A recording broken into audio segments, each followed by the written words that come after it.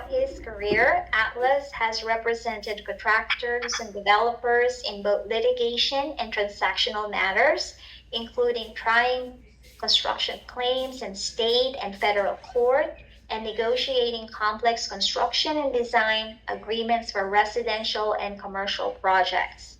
Atlas received a Bachelor of Science from the University of Florida and Juris Doctor from Tulane University Law School. Let's all welcome Joshua Atlas. Hi, good afternoon, everybody. This is my third year presenting to the Small Business University and by far the largest group I've had. So it's great to see the program grow.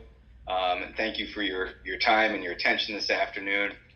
This year, Marcel and Stephanie have given me a ton of ground to cover. So I'm gonna move quick today. I'm gonna try and keep you all very interested. I'm gonna be a little more tactical and practical with things we deal with on a day-to-day basis for legal issues, risk, insurance, and licensing. Now, my background is primarily in construction and construction law, but I've represented all kinds of businesses throughout the state of Florida, New York, and in other states. And so I'm going to do my best to weave in construction examples here that maybe a little bit have a broader application to some other types of businesses. So without much further ado, we'll get going. Share my screen here. And today we've got 5 or 6 main topics. So first we'll go through business licensing requirements. Insurance and risk management will be a topic. Some basics of contracts. Some of you may have participated last year. My presentation was a little bit more in depth on contracts.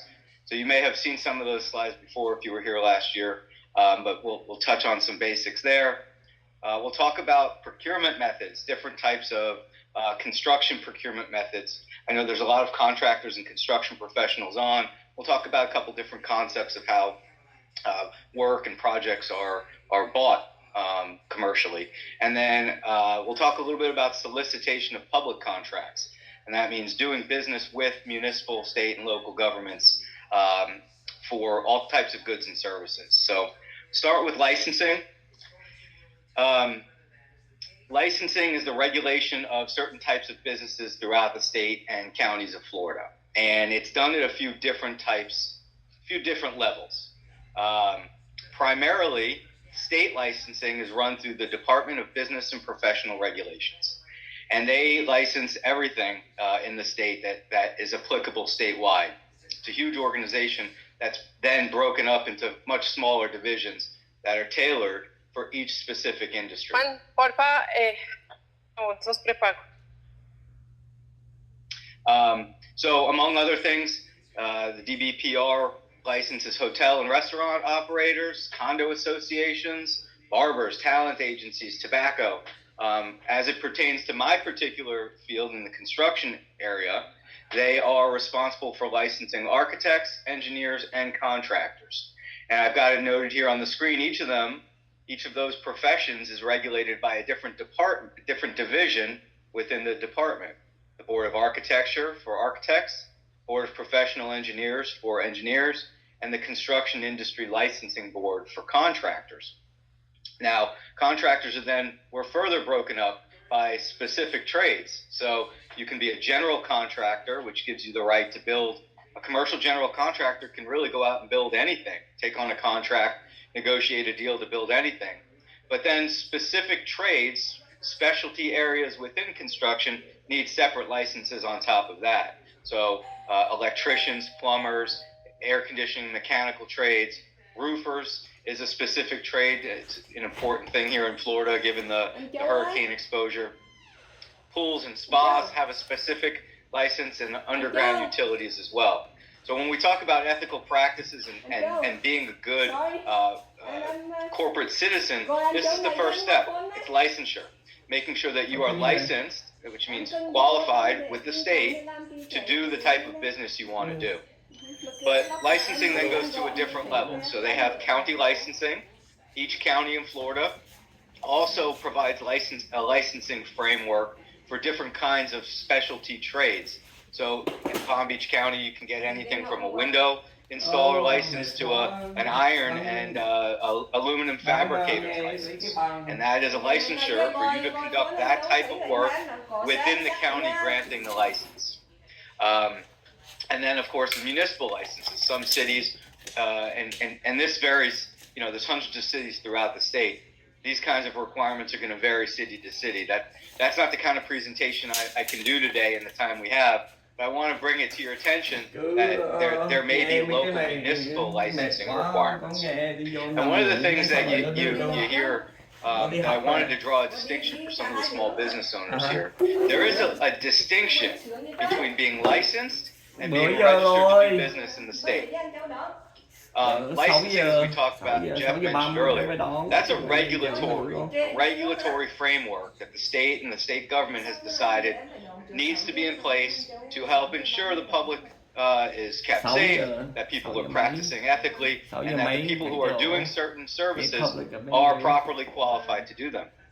Being registered to do business is all about having good corporate governance, being registered with the Secretary of State as an active Florida business, and then more locally, it's about paying local business tax, because county and local governments generate revenue from you doing business in those places.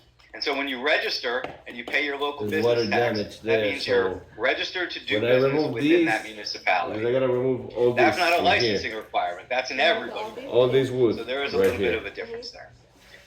Hopefully, Okay. So in my business, in construction, we work under a framework where a qualifying agent, a person, But if it takes comes, a test, gets a license, passes a background examination, and then qualifies a company. So if I wanted to start a construction company tomorrow, Josh Atlas would have to pass an exam that demonstrates I have the requisite skill and knowledge. I'd have to submit evidence that I have actually worked in the industry. So this is one of the ways that the government makes sure that you're out there, you're doing something that you're qualified to do. And importantly for today, they're going to run a character and fitness examination on you. As we've heard a couple times throughout the day, business is about trust. And the state is wants to make sure that the public can trust you to execute the business that you're in. So they're going to look into that. As part of that, they're going to also want to check on your financial responsibility. Jupiter, we do commercials. Professor Danso talked about Martha Stewart and her run-ins with some financial impropriety. This is a focus. I mean, the state looks at how people treat money, how you operate, handling other people's money, looks like it's really thin. and they look at that as part of giving a license. And then so you've gone through that, you've passed, and you get to be what's called a certified contractor. That means you can do that trade or that type of business throughout the entire state. Now, one of the keys here is, as a smaller business, you may want to only do business in construction in one county, and that's available to you as well. You can be a registered contractor, and I know we just talked about being registered to do business. This is confusing. You really do need qualified professionals to walk you through to make sure you're doing it right, which in and of itself, the decision to hire a qualified professional means you're being a good corporate citizen and you're doing the right thing by your customers. So you can be registered to do business in a particular county. Maricel, I'm moving quick because you've given me a lot of subject matter. So if anybody throws something in the chat and has questions, I'll try and answer them as we go. Okay? You're on mute. Sorry, I'll let you know if there's a question in the chat. Thank you so much. Appreciate it. All right, so that's the licensing framework. It's mandatory. Before we move on, licensing is so important, especially in the construction industry in Florida, that there is an entire criminal framework around being an unlicensed contractor. It's a felony to practice contracting without a license. Unlicensed contractors in Florida, by statute, also have no contractual rights, meaning that if you have a client who breaks your contract and you go to enforce it, but you're unlicensed, the court will not enforce it for you. So that's how serious the licensing is throughout the state. So another element of being... Hold on, Josh. There's a question. Does a Division 10 or painters sub need DBPR license/qualifier? So painting is not a division. We call them Division 2. That's the licensing framework. That they're not a Division II licensee, meaning that they're not the same as an HVAC or a plumber or an electrician.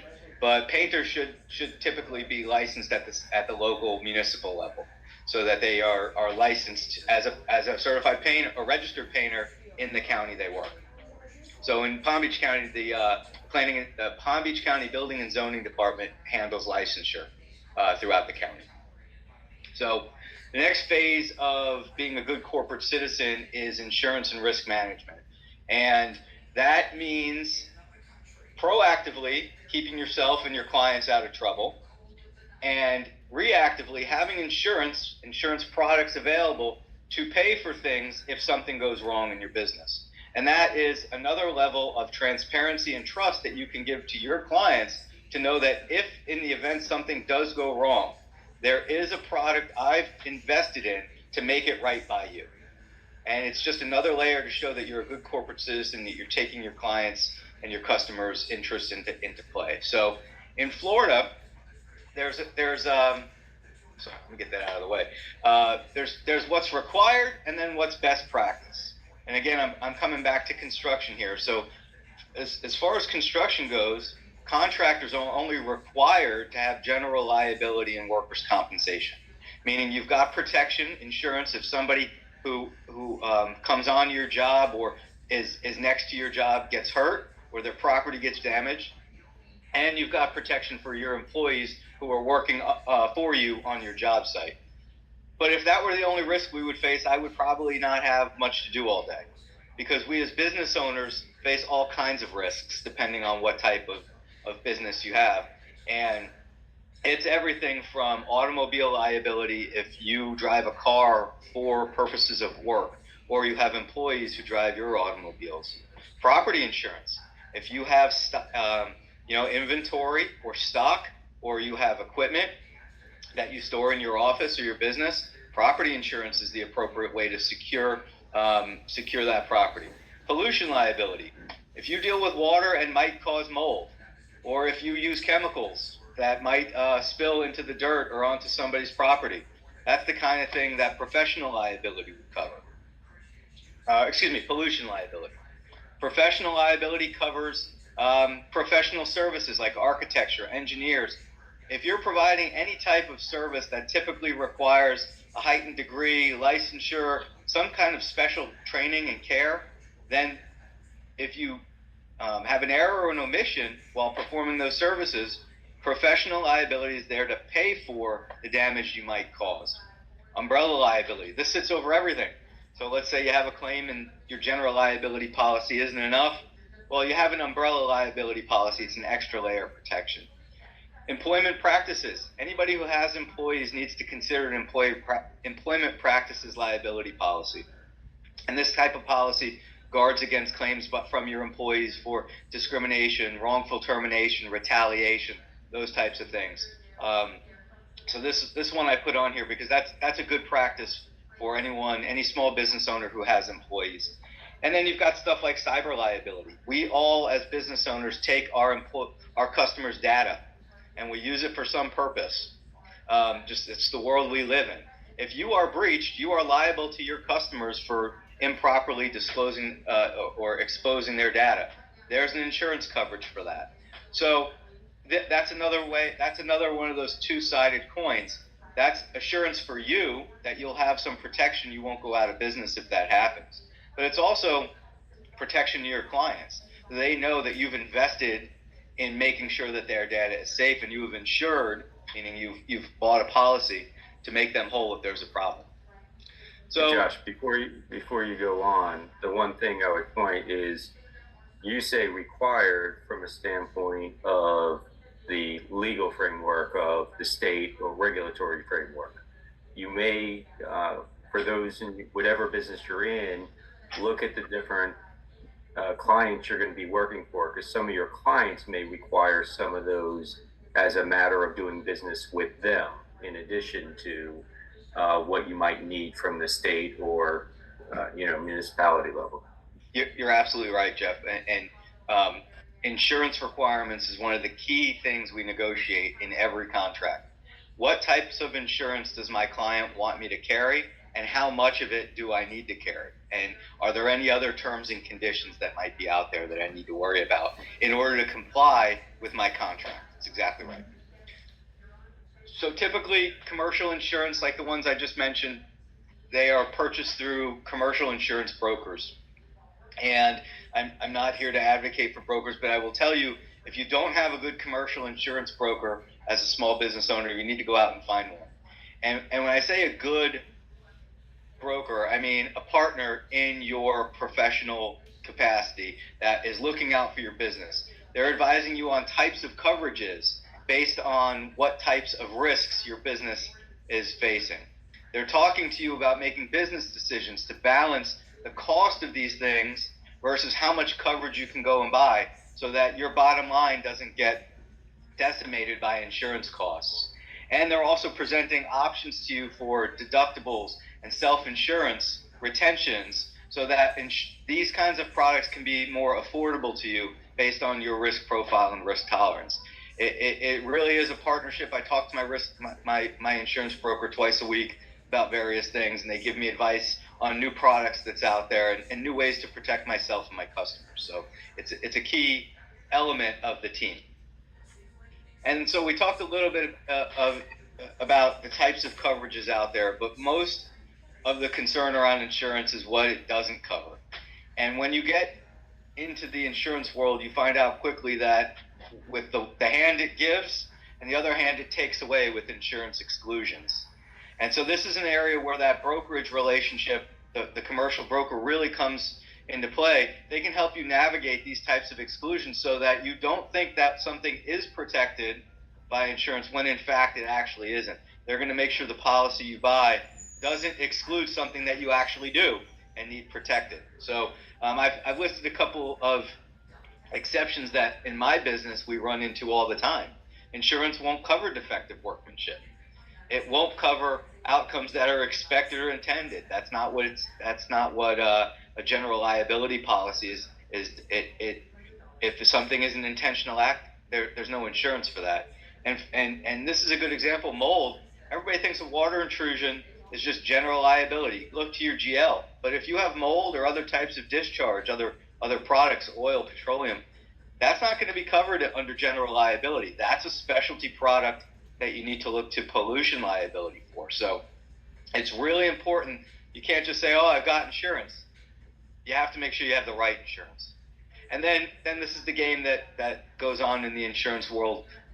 Once they've taken it away, there's a little exception to maybe get it back. So in my business, a lot of times, although defective workmanship is not covered, and a loss that ensues from it is. So if I install a window badly and I have water coming in from wet carpet or drywall because of that, they're not going to pay to fix the window, but they will pay to fix the drywall and the carpet and any property that was damaged inside of the building. So it's a really complicated game.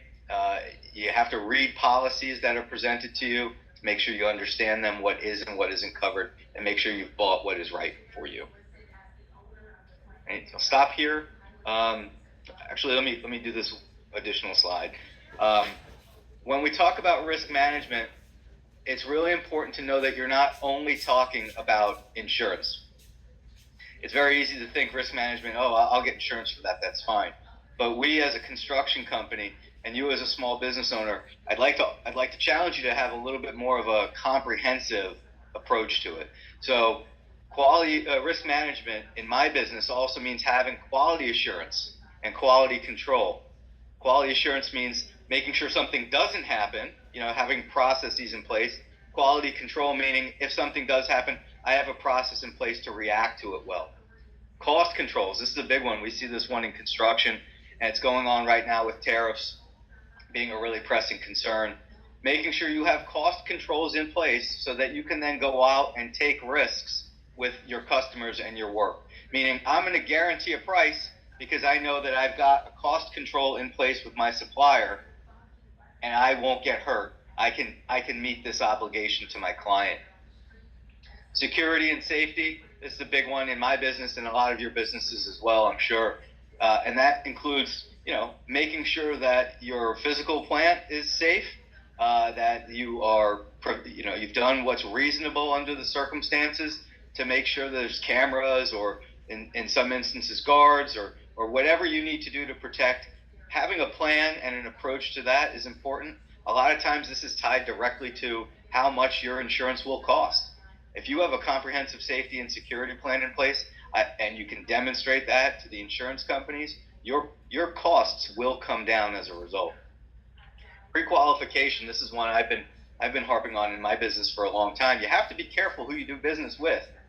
When you are reliant on subcontractors like we are, or vendors and suppliers, you want to know who you're dealing with. And we have a pretty robust pre-qualification process here where we look at financials, we look at previous performance, we look at your insurance. In our business, we have a safety rating which actually quantifies your score of how often people do or do not get hurt on your jobs.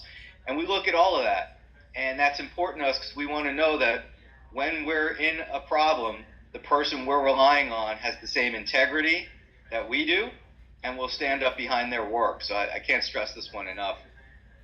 And then payments and performance security. Sounds like you guys did a presentation last week on bonding, the difference between bonding and insurance, which is a whole different thing. But that's when we talk about performance security and payment security. That's really what bonding is, whether it's a supply bond or a performance bond or a payment bond. These are products that are part of the risk management profile to make sure that your vendors get paid, make sure that your clients are secure in the idea that you're going to do what you say you do, what you say you're going to under your contract. So before I move on to contracts, I threw a ton at you. Please stop me anytime if there's questions, okay? Yeah, I have a question. Sure. When you talked about the mold issue, I'm not from Florida originally. I just kind of moved down here. Haven't been here a year, but I'm in with a construction company. Do the stucco contractors need to carry pollution insurance? So that's a good question. Do they need to by law? No. Should they consider doing it? I'd say so. I think it's probably in that area of best practices, because you could face a risk that is not covered by general liability because that adjuster or that claims handler sees mold, and mold is a pollutant. So now you have no coverage under a general liability policy. Pollution policies respond and act a little bit differently, but when you're working in Florida, knowing that water causes mold and is such a prevalent issue, it's probably a best practice. It protects you, it protects your clients too, because they know they've got some coverage there. It's typically required by contract in almost every one of our jobs. Okay. Thank you. All right, so the basics of contracts. I took a whole semester in law school on contracts, and to try and fit that into like